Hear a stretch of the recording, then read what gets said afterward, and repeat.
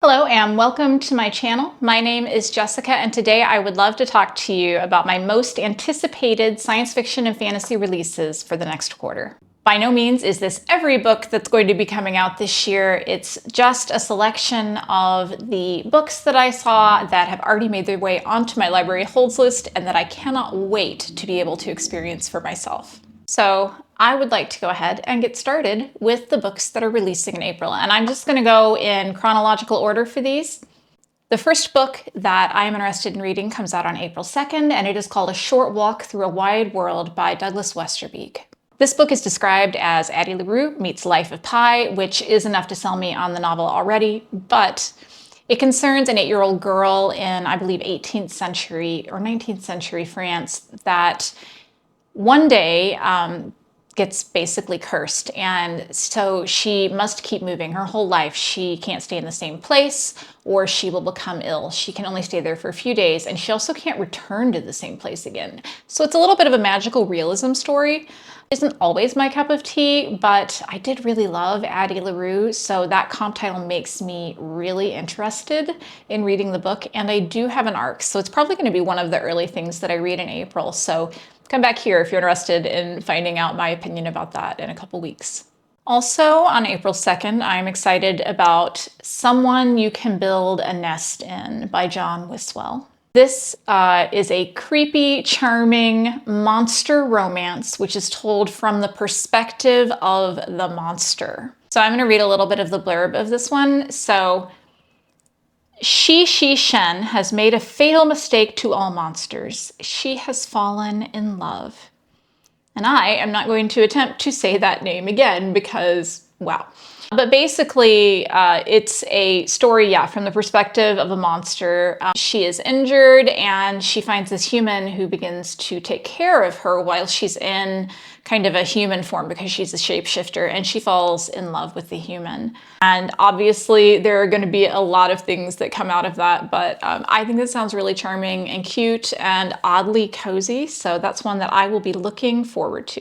Moving on to April 9th, we have Ghost Station by S.A. Barnes.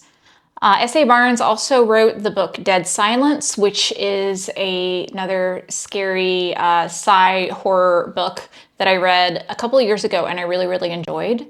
This one concerns an abandoned station on a planet and a group of researchers who are trying to figure out what happened to the people that used to inhabit this station, which I'm sure is going to be creepy and scary and all of the best things. The early reviews that I've seen on this are actually a little bit mixed, but I'm not going to let that stop me from giving it a try when it comes out on April 9th. Also on April 9th, we have The Book That Broke the World by Mark Lawrence. This book is a sequel to The Book That Wouldn't Burn, which I actually haven't read yet, but I do have on my hopeful TBR list for April. So I would really like to be able to read it and be ready for the sequel. So it concerns a mysterious library and a girl who finds her way there after her home is destroyed. And I don't really know a lot more about the first book than that, so I don't really know that much about the second, but I know that it seems like a lot of people that I follow, whose opinions I really trust, have really enjoyed this book, so it's one that I am looking forward to picking up. Also on the 19th, we have The Familiar by Leigh Bardugo, and this is one of my most anticipated books, probably my most anticipated book on this whole list, because I love Leigh Bardugo so much. And this sounds like a really different story from her, something a little bit different from the things that we're used to getting. I'm going to read the blurb. It is set, it's a historical fantasy, and it is set in 16th century Madrid. And the blurb reads, "In a shabby house on a shabby street in the new capital of Madrid, Lucia Cotado uses scraps of magic to get through her days of endless toil as a scullion. But when her scheming mistress discovers the lump of a servant cowering in the kitchen is actually hiding a talent for little miracles, she demands Lucia use those gifts to better the family's social position." I've been really into historical fantasy lately and kind of this whole year, so I am really interested to see what Leigh Bardugo can do with this. It sounds really different, and I definitely already have a hold on that at the library, and I'm hoping to get it pretty quickly after it comes out. Coming on April the 16th is The Practice, the Horizon, and the Chain by Sonia Sadamar. I saw an early review of this book that described it as Babel, but set on a generation ship, and I think that sounds exactly like something that I would like, and I was immediately intrigued and immediately added it to my TBR. I'm going to read a little bit of the blurb. The boy was raised as one of the chained, condemned to toil in the bowels of a mining ship out amongst the stars. His whole world changes, literally, when he is yanked upstairs to meet the woman he will come to call professor. The boy is no longer one of the chained, she tells him, and he has been gifted an opportunity to be educated at the ship's university alongside the elite. So yeah, it sounds like Babel on a generation ship, pretty much. Exactly. So I think that sounds really good, and I am looking forward to reading that one when it comes out. Coming on the 30th, we have A Magical Girl Retires. This is a translation of a South Korean novella. It follows a young woman who finds, much to her surprise one day, that she is actually a magical girl. I haven't read a lot of magical girl manga and things like that, so I'm not super familiar with the genre, but the cover looks really cute. And I love the spin on this, which is that even though she is a magical girl, she finds that magical girls still have to do all the stuff. They still have credit card debt, and they still have to go to job fairs. And it's just not exactly what she was expecting. And I think that sounds charming. So that is one that I would love to be able to check out, especially because I am trying to read a few more books that were not originally written in English this year than I did last year. Now we are into May, and coming on May 7th is The Brides of High Hill by Nghi. This book is a novella. It is number 5 in the Singing Hills saga, but I am assured from the website that all of these books are standalones and you can start at any place. So this one looks really good to me. So maybe this might be a good place for me to start. I've never read anything else by the author, and I've heard some really good things. It says, the Hugo Award-winning series returns with its newest standalone entry, a gothic mystery involving a crumbling estate, a mysterious bride, and an extremely murderous teapot. And can I just say that it had me at murderous teapot. So I've never read anything by the author. As I said, I'm having a little bit of a moment with novellas. I have read more novellas in the past year than I probably have ever read. And it's something I've really been enjoying getting into. There's so many great ones that I have never heard of or didn't think I would enjoy, but it turns out I do enjoy them. So this is one that I will definitely plan to add to my list, and I hope that if it interests you, you'll check it out as well.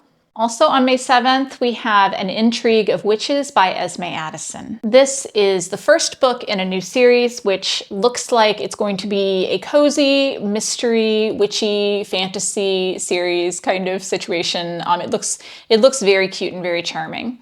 It stars Sydney. She is a 30-year-old professor who has found herself kind of stalled in her academic life after discovering some inconvenient academic truths. She gets an anonymous tip one day and heads off to North Carolina to discover some ancient artifacts and maybe some truths about her own history. Says, the answer blows Sydney's world apart, plunging her into a dark, glittering world of secret societies, ancient bloodlines, witches, and magic, linked to an age-old conspiracy that could destroy the very principles upon which America was founded. And I don't know, I love that kind of a blend of real history into a mystery story. And I just love a witchy mystery. And this one's not super long, so I think this will be a good one to keep an eye on.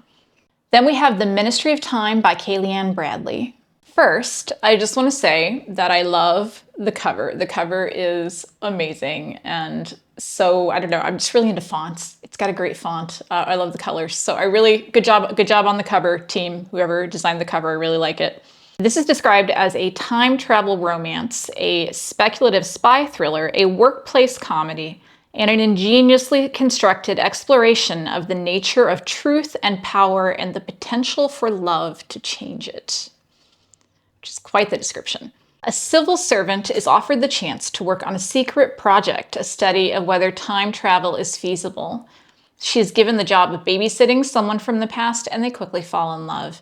And the description goes on to make it seem like this is going to be a little bit of a more lighthearted and funny and cute love story, which I'm very into. So I have high hopes. I love a time travel romance, so this is one that I'm looking forward to as well.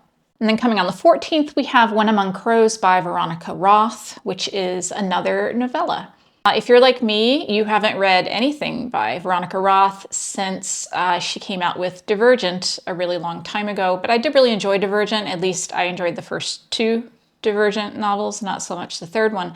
So I am kind of interested in checking this one out. And the fact that she's doing kind of a more straightforward fantasy sounds really interesting to me.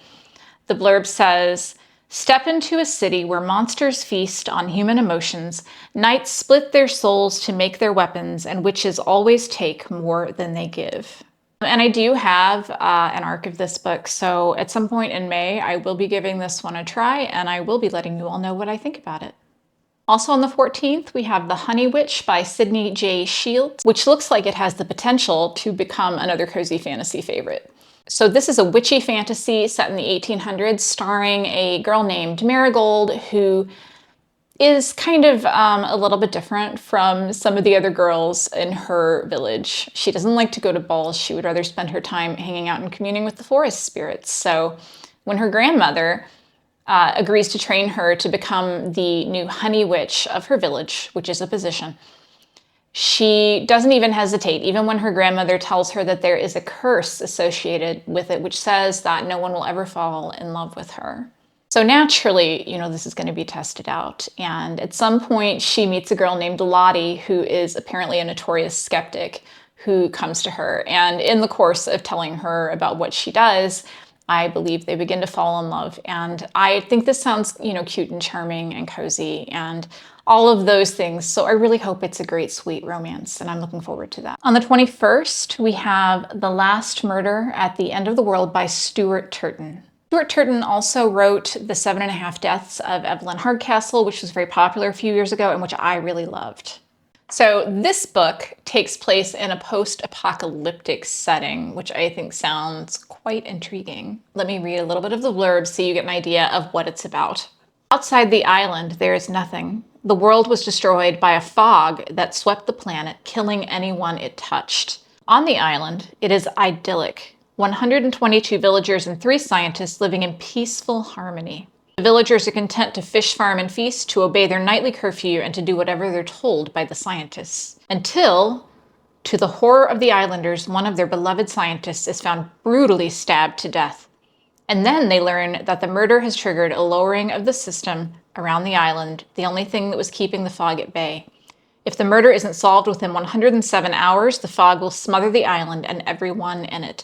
But the security system has also wiped everyone's memories of exactly what happened the night before, which means that someone on the island is a murderer and they don't even know it. So if you read The 7.5 Deaths of Evelyn Hardcastle, you know that Stuart Turton really loves to play with time and memory and the order that things happened in. And I think this sounds very similar.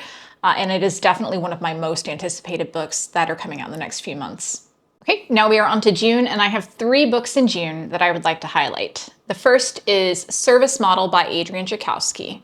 So this book, the comp titles for it are Red Shirts by John Scalzi and Murderbot. And I don't even know, do I even need anything else, or am I just gonna buy it because those are such great comp titles? Murderous robots who are funny. I mean, that's basically what that tells me about this book, which I think is kind of true. So the book is about a world in which humans have robots who basically do all of the menial chores for them, and naturally one of them breaks their programming and something bad happens. And it's probably a lot about robot consciousness and what it means to be alive and all of those things that we always explore in these kind of robot novels. But this is kind of one of my favorite sci-fi tropes. So I had previously read Children of Men by, was it Children of Men? No, different book. Children of Time by Adrian Tchaikovsky, and I didn't love it, but I think I didn't love it because of what the book was about and not because of his writing. So I really want to give another try to him, and I think I'm probably going to read this one when it comes out. On June 11th, we have The Stardust Grail by Yume Kitasei. I hope I said that right. Apologies if I did not. So this author had a book that came out last year called The Deep Sky, which was a murder mystery set in space that I have not read yet, but I've heard really good things about. And this one looks like it's going to be kind of an Indiana Jones story in space, We have a character, her name is Maya, and she is currently studying anthropology, but previously she was involved in tracking down and stealing back a lot of alien artifacts that had been stolen from them and giving them back to them. And now she's been given a tip, this big job, where she needs to find and track down this artifact and give it back to this alien society because it may be the one thing that can save them from extinction. It sounds really good to me. It sounds like it's going to have a lot of really interesting questions. And I love the premise. And I love the idea of kind of an Indiana Jones in space. So that is another one that I will be keeping on my radar. And then on the 18th, we have The Cautious Traveler's Guide to the Wasteland by Sarah Brooks. This one looks really interesting. It's a historical fantasy again. And the entire book looks like it's going to be set on a train, on the Trans-Siberian Express, as it travels across the wastelands. This kind of futuristic, actually I don't think it is futuristic. Let me just read the blurb because it is said that there is a price that every passenger must pay, a price beyond the cost of a ticket. It is the end of the 19th century, and the world is awash with marvels. But there is nothing so marvelous as the Wastelands, a terrain of terrible miracles that lies between Beijing and Moscow. Nothing touches this abandoned wilderness except the great Trans-Siberian Express, an impenetrable train built to carry cargo across continents, but which now transports anyone who dares to cross the shadowy wastelands. So this seems like it could have a real kind of Orient Express vibe, but set in some kind of a, apocalyptic wasteland. So I think that sounds amazing. I love trains. I love historical fantasy, as I said earlier in the video. So yeah, I think this sounds like one that I'm definitely going to want to check out. And that is it for my list of upcoming fantasy releases that I am excited about. Please let me know down in the comments if any of these struck your fancy, or if I left something out that you're highly anticipating. Let me know so that I can add it to my list. I hope that if you enjoyed your time here today, that you will leave a comment, hit a like, consider subscribing for more content. I do post at least once a week. And I hope that you all have a great week. I hope you find some great reads, and I will see you later. Bye.